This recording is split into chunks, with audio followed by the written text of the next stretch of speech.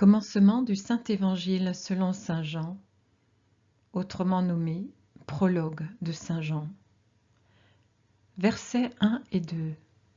Au commencement était le Verbe, et le Verbe était auprès de Dieu, et le Verbe était Dieu. Il était au commencement auprès de Dieu. Commentaire. Il n'a pas deux natures, mais une seule. Il n'y a pas une seule personne, mais deux, égales par nature, mais différentes de par leur relation personnelle de génération. Il y a un seul être, bien qu'en deux personnes distinctes. Par conséquent, le Père est Dieu, comme le Fils est Dieu, et tous deux ne forment qu'un seul Dieu. Le Père est éternel comme l'est le Fils. L'engendré est tout-puissant, infini, parfait, comme l'engendreur. La volonté, la connaissance et la puissance des deux sont uniques, bien qu'indépendantes réciproquement dans l'action. Le Verbe veut, connaît et peut, comme la pensée, le Père, qui l'a engendré. Il se contemple dans ses très parfaites perfections et se comprend, puisque seul Dieu peut comprendre Dieu et exulter de la joie de se voir. Dans cette exultation, la pensée engendre la lumière, la vie, afin qu'elles existent, créent, et ainsi multiplie la joie amoureuse de Dieu, qui resplendit de pouvoir répandre son amour sur un nombre infini de créatures, procurer à toutes sa providence, et se donner lui-même avec son royaume à la créature faite à son image et ressemblance. C'est ainsi qu'il peut s'entourer d'un peuple d'enfants, éclairés durant le temps par la lumière, afin qu'ils puissent connaître, servir, aimer le Seigneur, puis bénéficier de la jouissance éternelle, de la vision béatifique de Dieu au-delà du temps. Le Verbe engendré n'est pas inférieur à la pensée génératrice. Il ne lui est pas assujetti. Cependant, son amour très saint de Fils divin le pousse à obéir spontanément à son Père qui l'a divinement engendré. Car c'est l'amour qui fait en sorte que ces deux personnes distinctes ne soient qu'une. Ce qui fait l'unité de la Trinité, c'est l'Esprit Saint de Dieu, autrement dit, l'amour qui est l'Esprit du Seigneur, l'Esprit très saint du Dieu très saint. Le Fils exulte dans le sein du Père, qui exulte en contemplant son Verbe et en voyant toutes les créatures dans la lumière qu'il a engendrée et à qui il a communiqué sa vie et tout ce qu'il possède, sauf sa qualité de Père qui lui appartient en propre. Et toute créature dotée d'esprit et de raison peut suffisamment connaître Dieu son Créateur par l'éternelle génération du Verbe et par son incarnation dans le temps, puisque toutes les admirables perfections de Dieu le Père sont visibles dans le Verbe incréé et dans le Verbe incarné. Le Verbe contient l'intégralité de l'inconnaissable vérité des cieux et de la merveilleuse histoire du destin des hommes. Par le Verbe, l'homme peut connaître Dieu, être rendu capable de l'aimer et prédestiné à le posséder. Car même si le Père est l'incompréhensible, la lumière le révèle de manière suffisante pour que l'homme le connaisse et se sauve en l'aimant, puisqu'il obtient la vie éternelle grâce à cet amour. Le Père se complaît dans l'exultation pleine de bonne volonté du Fils, qui est l'image de sa substance et la splendeur de sa gloire, l'artisan de toute créature et l'auteur de la réhabilitation de l'homme à la vie surnaturelle. De cette exultation et de cette complaisance mutuelle, l'un de l'autre, l'un dans l'autre, puisque dès l'origine, sans commencement, Dieu est avec Dieu, Dieu en Dieu, procède l'amour, celui qui, au moment juste, donnera une chair au Verbe éternel, faisant du Fils de Dieu le Christ. Celui-ci ne fera toujours qu'un avec le Père, mais il n'y aura plus une seule nature en deux personnes comme à l'origine, mais deux natures dans la même personne de l'homme-Dieu, vrai Dieu de la même substance que le Père dont il ne s'est jamais désuni, et vrai homme par la substance prise à sa mère. Troisième verset du prologue. C'est par lui que tout est venu à l'existence, et rien de ce qui s'est fait ne s'est fait sans lui. Commentaire. Tout fut créé par l'entremise du Verbe. Le Père voulait en effet que tout ce qui a reçu la vie par son intermédiaire lui soit soumis, que les cieux chantent ses louanges, que les firmaments le couronnent d'astres, que la terre soit un escabeau et un encensoir sous ses pieds, que les eaux soient un miroir de saphir semblable à celui qu'ont vu Moïse et Ézéchiel sous le trône de Dieu, et que les êtres dotés d'une âme spirituelle et raisonnable le bénissent avec reconnaissance pour la double vie qu'ils ont reçue de lui.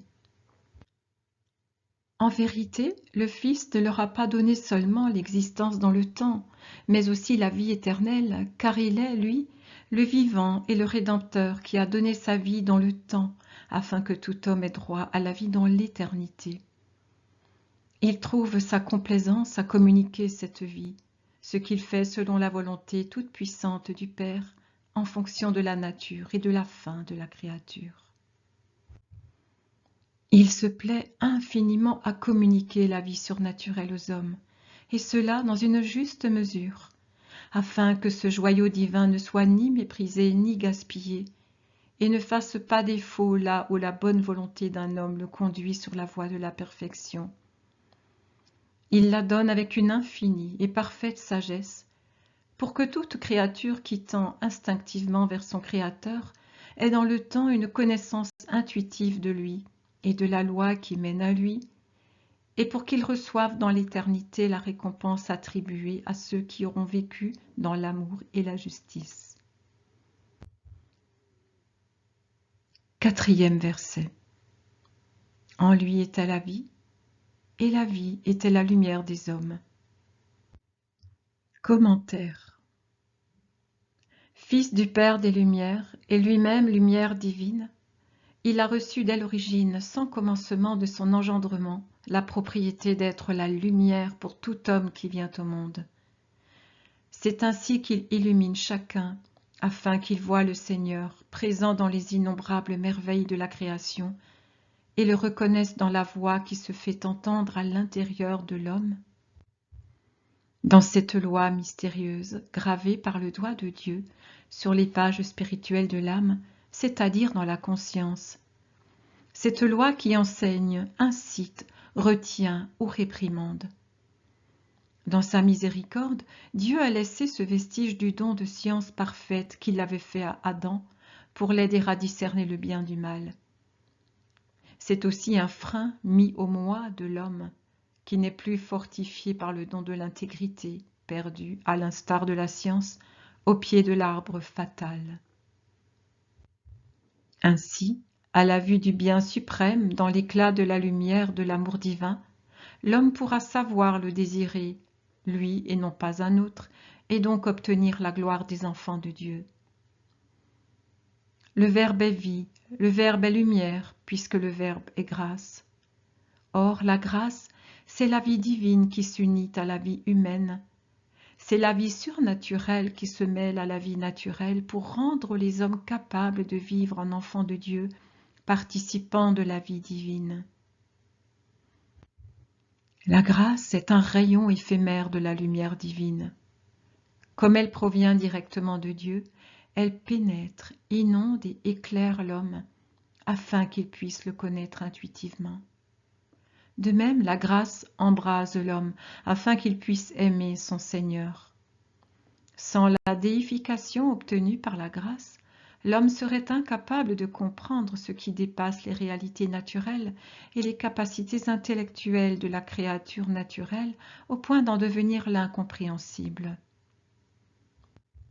Mais la grâce élève l'homme à l'ordre surnaturel, ce qui lui permet de comprendre l'incompréhensible, de connaître intuitivement Dieu, d'aimer celui qui souhaite être appelé Père et veut appeler Fils ceux à qui il a donné pour fin ultime la jouissance de la vision béatifique divine et l'héritage du pacifique royaume des cieux. Sans la miséricorde et l'inépuisable effusion de la lumière de la vie éternelle, Les hommes qui ont vécu pendant les millénaires qui séparent le péché originel de la rédemption se seraient perdus par ignorance de l'existence certaine de Dieu, et, n'étant plus guidés par l'amour, ils auraient péri. Mais la miséricordieuse lumière de vie a gardé le souvenir de Dieu bien vivant dans les âmes pour les éclairer. Elle a suscité en elles le désir de retrouver le bien perdu. Elle les a aidés à croître, et d'autant plus quand une âme avait instinctivement soif de se réunir à la source divine dont elle provenait. C'est ainsi qu'elle a conduit, et qu'elle conduit encore, sur les sentiers de la vie éternelle les justes, ceux qui aiment Dieu, qu'il s'agisse du Dieu connu du peuple hébreu, ou du Dieu inconnu des païens, ou encore de la divinité dont ont l'intuition les idolâtres qui adoraient et adorent toujours, comme ils le peuvent. Dieu n'a pas manqué de venir, et aujourd'hui encore, au secours de leur manière d'adorer, qui est foi en un Dieu existant, amour pour lui et repentir d'avoir violé la loi morale naturelle. Seul Dieu et ceux qui les reçoivent connaissent les mystérieuses opérations de Dieu au plus intime de l'âme.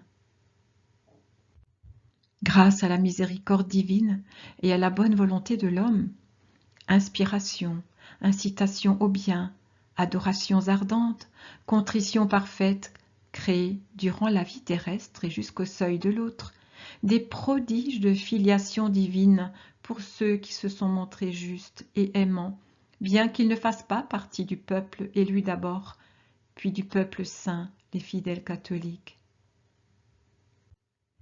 Puisqu'ils auront vécu en chrétiens avant et après la venue du Christ sur la terre, ces prodiges de filiation leur permettent d'appartenir à la multitude du peuple de Dieu, par conséquent de faire partie de l'âme de l'Église du Christ et d'être sauvés par ses mérites. 5e verset. La lumière brille dans les ténèbres, et les ténèbres ne l'ont pas arrêtée. Commentaire. Mais la lumière, qui a resplendi avec miséricorde durant les millénaires de l'attente, fut accueillie par peu de justes.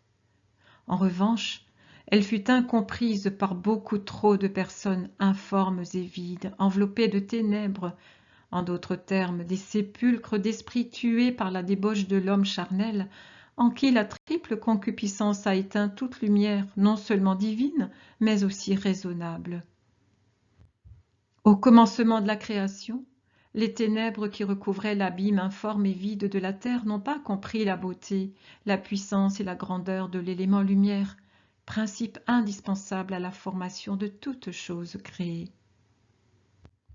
C'est aussi ce qui est arrivé au commencement de la rédemption, qui s'amorce au début de l'existence humaine de l'homme déchu, bien qu'il faille voir dans l'avènement du Christ sur terre le véritable et réel début de cette rédemption qui se complète pendant sa prédication et qui devient parfaite le jour de la parascève. De même, les ténèbres, c'est-à-dire les hommes tenus dans l'obscurité par les concupiscences, n'ont pas compris la lumière. Les libidineux du sens et du pouvoir, le sens et le pouvoir désignent les grands prêtres et les scribes du temps de Jésus, qui détenaient le pouvoir judiciaire, n'ont pas voulu la comprendre. Ceux qui étaient dominés par leur sens ne pouvaient la comprendre. Versets 6 à 9. Il y eut un homme envoyé par Dieu, son nom était Jean. Il est venu comme témoin pour rendre témoignage à la lumière, afin que tous croient par lui. Cet homme n'était pas la lumière, mais il était là pour rendre témoignage à la vraie lumière qui éclaire tout homme qui vient dans ce monde. Mais pour les derniers, plus que pour les premiers, Dieu envoya un homme sans péché, celui que les prophètes avaient annoncé comme l'ange qui précède l'ange de l'Alliance, comme la voix qui crie dans le désert, des cœurs arides de toute grâce, comme le précurseur envoyé préparer les chemins du Seigneur et inviter les hommes à la pénitence, afin que s'ouvrent les oreilles de leur esprit pour entendre la parole et les pupilles de leur esprit pour voir la vraie nature de Jésus de Nazareth, le Christ. Jean n'était pas la lumière, mais en raison de la grâce qu'il avait reçue alors qu'il était encore dans le sein de sa mère et qu'il a gardée avec l'innocence et la pénitence parfaite de sa vie, il était en mesure de reconnaître la lumière cachée dans la chair de l'homme. C'est ainsi qu'il a pu témoigner que cet homme était la vraie lumière descendue du ciel, envoyée par le Père pour éclairer tout homme, et qu'il fallait le suivre et croire à sa vérité pour obtenir le salut, en accueillant sa parole pour être accueilli par lui comme disciple et renaître ainsi à l'état de fils de Dieu. Ne prenez pas cela pour une hérésie. Jean-Baptiste fut sanctifié avant sa naissance et il connut la gloire avant l'effusion du sang du Christ, mais toujours en vue de cette effusion du sang divin, du sacrifice parfait, de la sainteté du Dieu homme. De même, en sortant de l'obscurité de la vie terrestre, du sein de la terre pour naître à la vie de l'au-delà, pour passer des ténèbres du monde matériel à la lumière du monde spirituel, des hommes poussés par la bonne volonté ont suivi la loi du devoir moral, non par crainte des châtiments humains, mais animés par un élan d'amour spirituel envers l'immense esprit que le rayon de Dieu rappelait à leur âme raisonnable. Il est possible qu'ils aient droit à la vie éternelle et entrent en sa possession. Ils ne sauraient en effet imaginer que Dieu, le juste, le miséricordieux, l'amour infini, le Père de tous les hommes, puisse laisser sans récompense ceux qui l'ont mérité. Versets 10 et 11. Le Verbe était dans le monde, et le monde était venu par lui à l'existence, mais le monde ne l'a pas reconnu. Il est venu chez lui, et les siens ne l'ont pas reçu. Commentaire. Mais en dépit du témoignage donné par Jean au monde d'Israël et au reste du monde représenté par les païens présents fortuitement en Palestine en cette 15e année de l'empire de Tibère, les hommes, qui avaient été créés par l'intermédiaire du Verbe, ne l'ont pas reconnu pour ce qu'il était. Sur l'immense foule des hommes, peu acceptèrent le témoignage de Jean, le témoignage des événements liés à la vie du Christ, le témoignage de sa vie et de ses miracles, le témoignage du Père et de l'Esprit Saint. La plupart ne voulurent pas le connaître. Et quand le Christ s'adressa tout particulièrement à ceux de sa maison, c'est la sienne selon le sacerdoce, puisque le Père l'a constitué grand prêtre éternel selon l'ordre de Melchisédek et selon sa naissance à Bethléem Ephrata, il ne fut pas accueilli. Bien au contraire, il fut traité comme un étranger, haï comme un ennemi, accusé comme un coupable, proscrit comme un rebelle, maudit comme un possédé, emprisonné, puis livré au proconsul afin d'être condamné à mort comme coupable de soulever le peuple et en tant que blasphémateur sacrilège, enfin conduit à la mort par le supplice infamant de la croix hors des murs de la cité qui n'était plus sainte, tel un larron homicide. Versets 12 et 13. Mais à tous ceux qui l'ont reçu, il a donné de pouvoir devenir enfants de Dieu, eux qui croient en son nom. Ils ne sont pas nés du sang, ni d'une volonté charnelle, ni d'une volonté d'homme. Ils sont nés de Dieu, par Jésus-Christ. Commentaire. Mais à ceux qui l'ont accueilli en ce temps-là et au cours des siècles, aux pauvres en esprit, aux doux, à ceux qui pleurent, aux assoiffés de justice, aux miséricordieux, aux purs de cœur, aux pacifiques, aux persécutés, aux petits, aux repentis, à ceux qui l'ont aimé en croyant en son vrai nom et qui ont accueilli sa parole et sa loi dans leur cœur, il a révélé le Père et le royaume de Dieu, ainsi que les moyens de le posséder. Il leur a enseigné la vérité, il leur a communiqué la vie, il leur a donné la grâce et les vertus. Il a instauré en eux le règne lumineux de Dieu, afin qu'ils redeviennent enfants de Dieu et puissent porter ce nom de plein droit. Après s'être fait leurs frères en humanité, Le Verbe est devenu pour eux un sein fécond, en les accueillant dans son immensité d'amour prolifique et en les incorporant à lui-même, afin que, étant à lui, il soit dans le Père. Après les avoir ainsi recréés, il fait venir à la lumière ces nouveaux enfants de Dieu. Il les donne avec les cris, les larmes et les souffrances de son humanité, mais aussi avec l'exultation de sa divinité, en adressant au Père les paroles parfaites de son offrande priante et perpétuelle. Voici, ô mon Père, ta nouvelle famille, ton peuple saint. Ils sont à moi parce que tu me les as confiés, mais je te les donne parce que tout ce qui est à moi est à toi, et tout ce qui est à toi est à moi. Je te les donne pour qu'ils te glorifient comme ils m'ont glorifié en me reconnaissant pour ce que je suis, en accueillant ta parole et en croyant que je viens de toi et que tu m'as envoyé. Mais je les garde encore en moi, afin que tu les voies en moi, Jésus-Christ, comme déjà tu les voyais depuis le commencement en moi, le Verbe incréé, et afin que, étant en moi, ils soient encore un avec toi, de même que je suis en toi, et que nous deux, nous ne faisons qu'un. Voilà comment sont engendrés les enfants de Dieu. Ils ne deviennent pas enfants en étant conçus, formés et mis au jour par la volonté d'une chair et de sang d'êtres humains, mais ils sont engendrés par l'Esprit et spirituellement par la foi, la charité, la vie dans le Christ vit. Le Verbe incarné, Jésus, lumière du monde, leur donne le jour. C'est pourquoi ils sont nés de Dieu, puisque le Verbe ne fait qu'un avec le Père qui engendre par puissance d'amour infini. 14e verset. Et le Verbe s'est fait chair, et il a habité parmi nous. Et nous avons vu sa gloire, la gloire qu'il tient de son Père comme Fils unique, plein de grâce et de vérité. Commentaire. Tout comme pour l'éternel engendrement du Verbe et son incarnation dans le temps, l'élément générateur fut l'amour, et avant toutes ses perfections, sa perfection de nature, après laquelle toutes les autres viennent. Ainsi, dans le cas de la régénération de l'homme, c'est encore l'amour qui est la puissance capable de recréer l'homme et de le rétablir dans son rang d'enfant de Dieu, de lui donner la vie en Dieu et de susciter le royaume de Dieu en lui.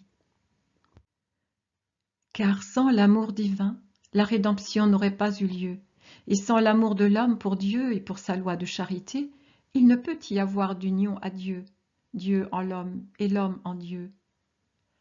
Avant la venue du Verbe, le mystère de Dieu était si caché que cela constituait un obstacle qui empêchait l'homme de l'aimer. Mais quand le Verbe éternel du Père quitta le ciel pour venir habiter parmi les hommes avec ses frères, cette entrave fut levée, car la splendeur de Dieu, la vérité de son être, sa puissance, ses perfections infinies, sa miséricorde et son amour resplendirent aux yeux des hommes. Tout cela était manifesté dans le Fils unique du Père, qui avait tout reçu de celui-ci, en plénitude de grâce et de vérité. Verset 15. Jean le Baptiste lui rend témoignage en proclamant « C'est de lui que j'ai dit, celui qui vient derrière moi est passé devant moi, car avant moi il était. » Commentaire. Mais la parole du Christ, son exemple, ne suffisait pas pour abattre complètement l'obstacle de l'incertitude sur les vérités de Dieu, pas plus que ses œuvres qu'il accomplissait parce que son Père le lui avait demandé, ni même le témoignage de la voix du Père bénissant tout acte ou demande de son Fils. Alors vint la parole de l'homme vénéré par Israël comme un prophète, grand au point d'être pris pour le Christ.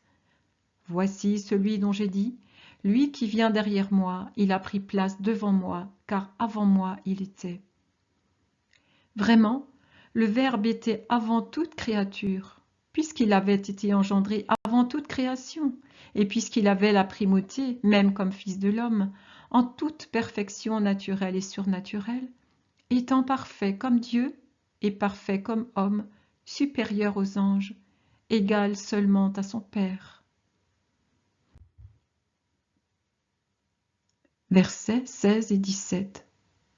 Tous, nous avons eu part à sa plénitude, nous avons reçu grâce après grâce, car la loi fut donnée par Moïse, mais la grâce et la vérité sont venues par Jésus-Christ. De par sa double perfection de Dieu et d'homme, tous les hommes ont reçu et recevront toutes sortes de grâces jusqu'à la fin des siècles, ainsi que la grâce même nécessaire pour tendre vers la gloire à laquelle le désir plein d'amour de Dieu a prédestiné l'homme. Ce que la lumière très sainte, le Verbe, a donné aux hommes, dépasse infiniment ce que Moïse a obtenu pour eux. Car par Moïse, ils ont reçu la loi, mais par le Christ, ils ont reçu de pouvoir la pratiquer, non pas par crainte, mais par amour, en adorant ainsi Dieu en esprit et en vérité. Ce sont la grâce et la vérité répandues par Jésus qui ont rendu les hommes capables de connaître Dieu et donc de l'aimer filialement. Car mieux on connaît, plus on aime. On ne saurait aimer quelqu'un dont on ignore s'il existe vraiment et s'il accepte l'amour qui lui est offert. Et on aime d'autant plus qu'on a la certitude que l'être aimé nous aime, non pas 2 fois ou 3 fois plus, mais sans mesure.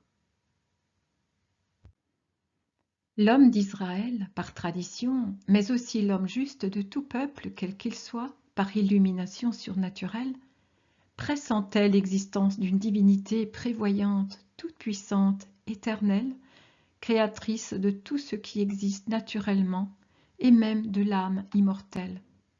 En outre, l'Israélite attendait par foi le Messie promis depuis le commencement des temps. Mais l'instinct charnel de l'homme déchu de la grâce avait altéré l'idée messianique, de sorte que la représentation qu'il s'en faisait n'était plus spirituelle. Elle était devenue purement humaine. C'est pourquoi même les plus justes des Juifs avaient une connaissance très partielle de Dieu. Comme ils connaissaient peu, ils aimaient peu. Les meilleurs craignaient excessivement le Dieu terrible du Sinaï. Les pires se moquaient de lui et de sa loi, bien qu'ils pratiquent un culte tout extérieur aux manifestations pompeuses. Leur amour étant limité, ils sentaient faiblement la présence de Dieu dans leur cœur, et donc avaient du mal à se croire aimés. La conséquence était que peu osaient tendre vers l'amour, qu'ils croyaient n'être que rigueur à la majesté infinie. Leur esprit ne pouvait concevoir un amour divin grand au point de s'immoler par amour pour l'homme et pour son bien surnaturel.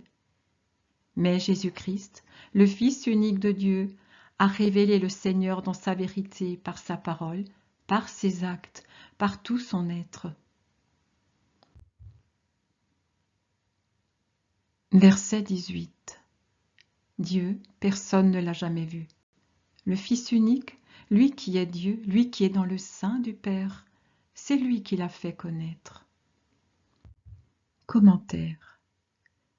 Puisqu'il est dans le sein du Père, il le connaît parfaitement et il a révélé son amour infini, qui est allé jusqu'à donner son Fils unique, afin qu'il soit immolé pour rendre la grâce, autrement dit pour se donner lui-même aux hommes, afin de les réintégrer dans l'ordre surnaturel, eux qui étaient tombés dans l'ordre naturel.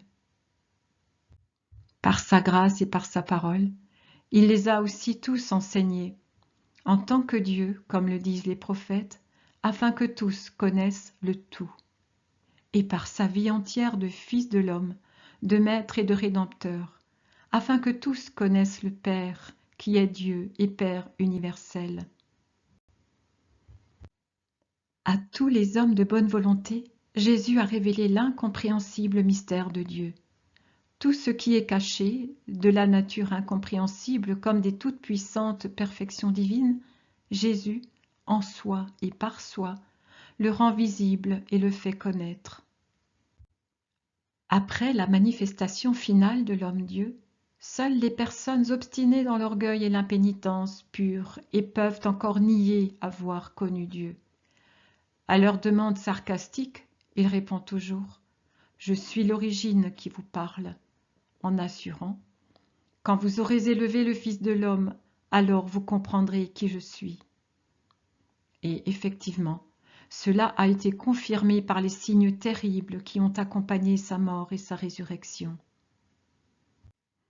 L'humanité n'a plus aucune excuse de persévérer dans l'incrédulité et l'ignorance qui s'enracinent dans la haine, car la lumière a resplendi de toute sa puissance divine et a révélé le Dieu un et trine dans la perfection de sa puissance, de sa sagesse et de sa bonté. Et cette lumière ne s'obscurcira jamais.